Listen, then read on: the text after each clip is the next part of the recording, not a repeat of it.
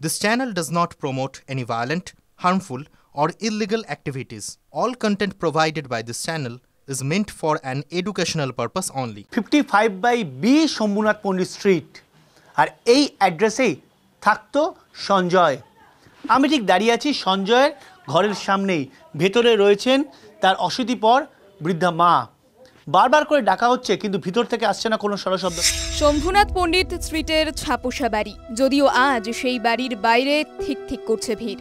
এটাই সঞ্জয়ের বাড়ি, সঞ্জয় রায়ের। আরজি করে চিকিৎসক পড়ুয়ার ধর্ষণ খুন মামলায় যাকে কিছুক্ষণ আগেই মৃত্যু কারাদণ্ড শুনিয়েছেন বিচারক অনির্বাণ দাস। সঞ্জয়ের বাড়ির উঠোন পেরোনো গেলেও বাড়িতে দেখা মিলল না কারো, গ্রিল আটকানো। আজ হাজারবার ডেকেও ভেতর থেকে সাড়া দিচ্ছে না কেউই।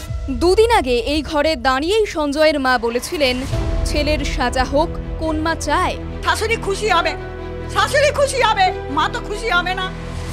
শাশুড়িকে খেতে পারবে, শাশুড়ি সঞ্জয় যা আছে নেবে, এটা কোনোদিন মা বলতে পারে? মা কে আছে তাও জানে না, মায়ের নাম শুনকেও কেউ নেই। সঞ্জয়ের কি শাস্তি হয় তা নিয়ে আজ সকাল থেকেই চড়ছিল পারো। দোষীর সর্বোচ্চ সাজা মানে ফাঁসি চেয়েছিল আপামোর বাঙালি, কিন্তু আরজিকর মামলাকে বিরলতম অপরাধ মনে না করায় সঞ্জয়ের যাবজ্জীবনের সাজাই দেন বিচারক। ছেলের মৃত্যুদণ্ড হয়নি ঠিকই, কিন্তু ছেলের তো আর বাড়ি ফেরাও হবে না। বিচারকের নির্দেশে শেষ শ্বাস পর্যন্ত সশ্রম কারাদণ্ডই ভোগ করতে হবে সঞ্জয়কে। একজন মা হিসেবে এও কি কম কষ্টের?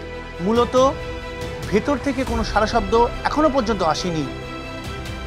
সঞ্জয়ের ফাঁসি চেয়েছিল আপামর মানুষ, আপামর রাজ্যবাসী, কিন্তু বিচারক দিয়েছেন যাবজ্জীবন কারাদণ্ড।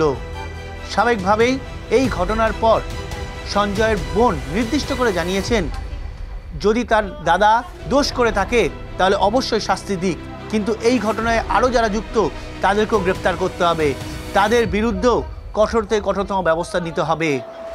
স্বাভাবিকভাবেই সঞ্জয়ের বিরুদ্ধে বিচারক যে রায় দিয়েছেন, অর্থাৎ যে রায় সাধারণ মানুষ চেয়েছিলেন সেটা হয়নি, অর্থাৎ ফাঁসির অর্ডার হয়নি, হয়েছে যাবজ্জীবন কারাদণ্ডের অর্ডার।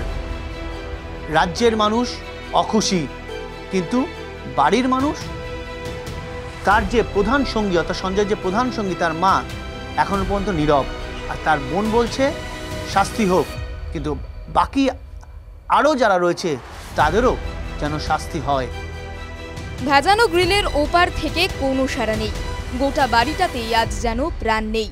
অথচ পাড়া প্রতিবেশীর কথায় ঘরের ভেতরেই আছেন সঞ্জয়ের মা। তিনি আজ সম্পূর্ণ চুপ। ঘরের বাইরের ছোট্ট দালানের দেওয়ালে টাঙানো একটা ক্যালেন্ডার, যেখানে দিন পাল্টালেও ছেলের আর ঘরে ফেরা হবে না। ঘরের ভেতরে সঞ্জয়ের মা এখন কিসের প্রার্থনায় কে জানে। ক্যামেরা পিকুর সঙ্গে শান্ত ভট্টাচার্য, টিভি9 বাংলা, কলকাতা।